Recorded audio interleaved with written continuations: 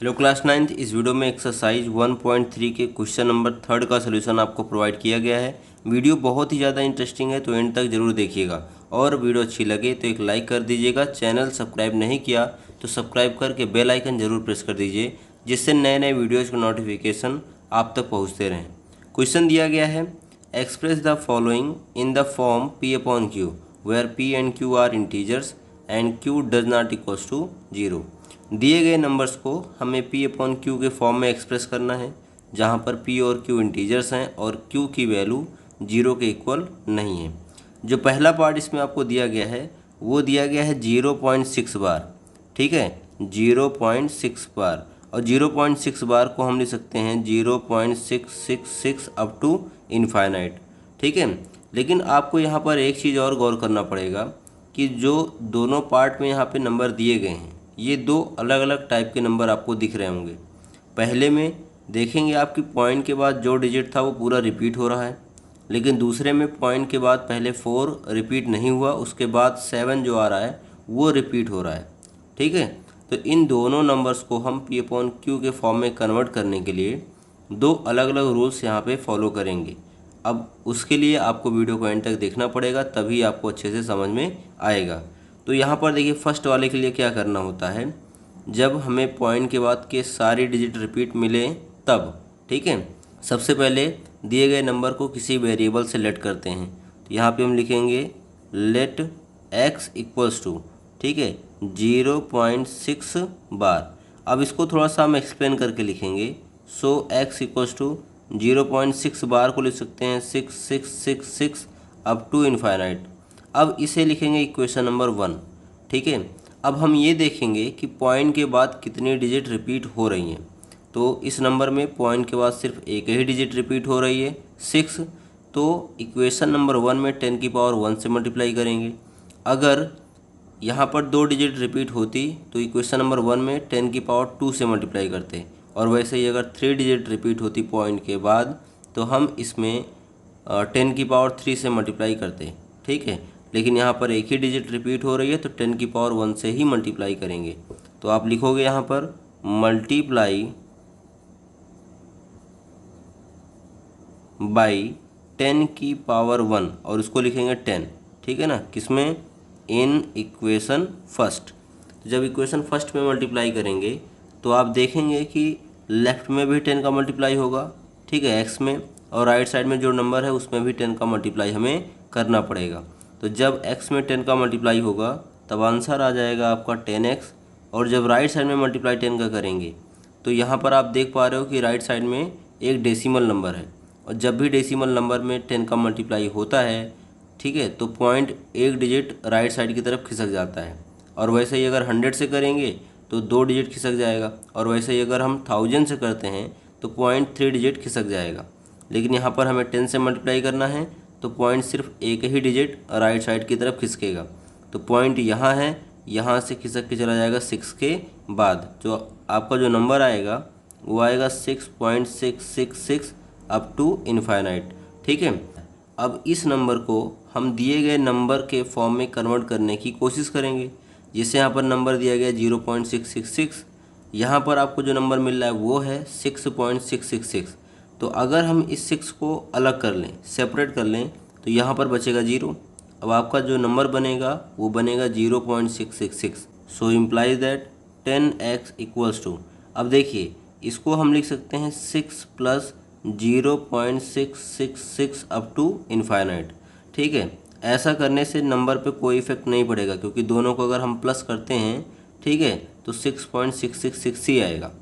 अब यहाँ पर आप देख सकते हो जो 0.666 है ये एक्चुअली हमारा जो नंबर दिया गया था वही है, ठीक है। तो इसको हमने क्या माना था, x माना था, तो इसकी जगह पर हम x को सब्स्टिट्यूट कर सकते हैं।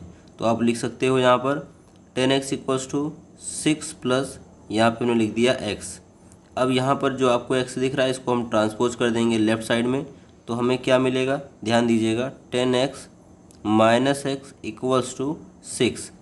जब हम 10x से x को माइनस करेंगे तो हमारा यहाँ पे आंसर आएगा 9x, और राइट साइड में आपको मिलेगा 6, ठीक है। फिर यहाँ पर 9 को ट्रांसपोज करेंगे दूसरी तरफ जाएगा तो डिवाइड हो जाएगा, सो x इक्वल्स टू हो जाएगा 6/9। और हमने x कितना माना था, हमने x माना था 0.6 बार, तो यहाँ पर हमें आंसर मिल गया 0.6 बार का, ठीक है, 6/9। यहाँ पर अगर थोड़ा गौर से देखेंगे तो यहाँ पर एक रिजल्ट आपको मिल रहा है। रिजल्ट ये है कि यहाँ पर पॉइंट के बाद, ठीक है, सिर्फ 6 था, मतलब एक ही डिजिट थी वो रिपीट हो रही थी। यहाँ पर आपको न्यूमरेटर में 6 मिल रहा है और एक डिजिट रिपीट हो रही है, तो एक बार यहाँ पर हमने 9 डिनोमिनेटर में देखा। वैसे ही क्या ऐसा हो सकता है कि अगर मान लीजिए लिखा गया है 0.3 बार या 33 बार, तो आप इसको लिख सकते हो 33/99। ऐसा हो सकता है, बिल्कुल हो सकता है, ठीक है।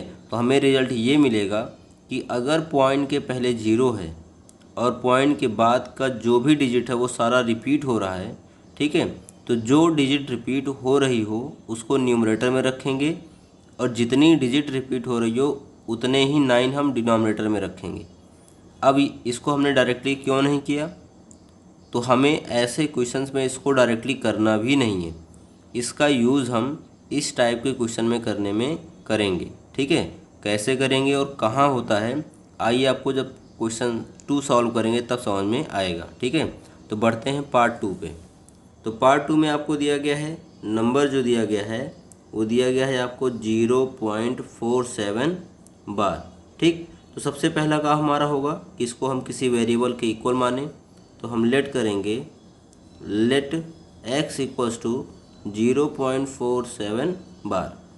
अब यहाँ पर इसको थोड़ा सा एक्सपेंडेड फॉर्म में लिखेंगे, तो x इक्वल्स टू 0.47 बार को लिखेंगे 7 अप टू इनफाइनाइट, इसको लिखेंगे इक्वेशन नंबर 1। लेकिन अब इसमें थोड़ा सा हम रूल अपना चेंज करेंगे। उसमें क्या होता है, हम ये देखते हैं कि पॉइंट के बाद कितनी डिजिट रिपीट हो रही हैं, और इस टाइप के क्वेश्चन में हम ये देखते हैं कि पॉइंट के बाद कितनी डिजिट रिपीट नहीं हो रही। तो पॉइंट के बाद सिर्फ एक ही डिजिट रिपीट नहीं हो रही है, तो हम इक्वेशन नंबर 1 में 10 की पावर 1 से मल्टीप्लाई करेंगे, और अगर 2 डिजिट रिपीट ना होती तो 10 की पावर 2 से करते, और अगर 3 डिजिट रिपीट ना होती तो 10 की पावर 3 से करते। लेकिन फ़िलहाल यहाँ पर सिर्फ एक ही डिजिट रिपीट नहीं हो रही है, तो 10 की पावर 1 से मल्टीप्लाई करेंगे। तो आप लिखोगे मल्टीप्लाई बाई 10 की पावर 1 को 10 ही लिखेंगे ना, इन इक्वेशन फर्स्ट। अब यहाँ पर जब मल्टीप्लाई करेंगे तो लेफ़्ट साइड में हो जाएगा 10x, और राइट साइड में जब हम 10 से मल्टीप्लाई करेंगे तो पॉइंट एक डिजिट राइट की तरफ चला जाएगा, तो ये लिखेंगे 4.777 अप टू इनफाइनाइट। फिर वैसे ही जैसे मैंने पहले पार्ट में किया था, ठीक है, यहाँ पर हमारा नंबर क्या था 0.47 बार, ठीक है। तो इसमें हम इस 4 को सेपरेट कर लेंगे, तो हमारा जो आंसर आएगा वो आएगा 10x इक्वल्स टू 4 प्लस करेंगे 0.777, ठीक है, अप टू इनफाइनाइट। अब यहाँ पर आप एक चीज़ गौर करिए थोड़ा सा, कि 4 के बाद जो नंबर दिख रहा है वो पहले वाले नंबर की तरह है। जैसे पहले वाले नंबर में आपको दिखा था 0.666 अप टू इनफाइनाइट, तो आंसर कितना आया था 6/9 आया था। वैसे यहाँ पर आप देखेंगे कि 0.777 अप टू इनफाइनाइट तक गया है, तो इसका आंसर कितना लिख सकते हैं 7/9, ठीक है ना। तो इसको हमने कैसे किया, इसको हमने रूल से किया है, तो इसको यहाँ पे ऐसे लिख देते हैं बाई रूल, ठीक। अब इसको सॉल्व करेंगे, सो 10x इक्वल्स टू, अब देख सकते हो यहाँ पे 4 के डिनोमिनेटर में कुछ नहीं है, तो आप 1 ले सकते हो या क्रॉस मल्टीप्लाई करके भी इसको सॉल्व कर सकते हो, ठीक है। तो 4 का 9 में मल्टीप्लाई, 4 9 या 36 होता है, प्लस, ठीक है, फिर 1 का मल्टीप्लाई 7 में करेंगे तो 1 7 जा 7 आएगा, और डिवाइड बाई, ठीक है, यहाँ पे ध्यान दीजिए 9 1 जा 9, ठीक है। अब इसको सॉल्व करेंगे तो 36 और 7 को ऐड करने पे कितना मिलेगा, 36 और 7 को ऐड करने पे आंसर आएगा 43, ठीक है, और डिवाइड बाई 9, 43 आंसर आएगा ना, 6 4 10 40 और 3 43, ठीक है। अब यहाँ पर जो आप देख रहे हो कि 10 मल्टीप्लाई है, अगर इसको हम राइट साइड भेजते हैं तो डिवाइड में जाएगा, और डिवाइड में ऑलरेडी 9 है तो इसके साथ मल्टीप्लाई में आएगा, ठीक है ना, 9 के साथ 43 डिवाइड बाई 9 इंटू 10 कितना हो जाएगा, 90 हो जाएगा। ये आ गई x की वैल्यू, और x हमने क्या माना था, 0.47 बार माना था, तो यहाँ पे 0.47 बार की वैल्यू आएगी 43/90। समझ में आ रहा है कि नहीं आ रहा है। ये दूसरे टाइप का भी सॉल्यूशन हो गया। अब दो टाइप्स के आपको मिलेंगे, दोनों मैंने करा दिए, तो थर्ड वाला जो है वो आपके लिए क्या रहेगा, होमवर्क। ठीक है, फटाफट सॉल्व करके जो भी आंसर आए हमें उसको जल्दी से बताइए, ठीक है, कमेंट बॉक्स में। तो अगर आपको वीडियो अच्छा लगा तो लाइक कर दीजिएगा।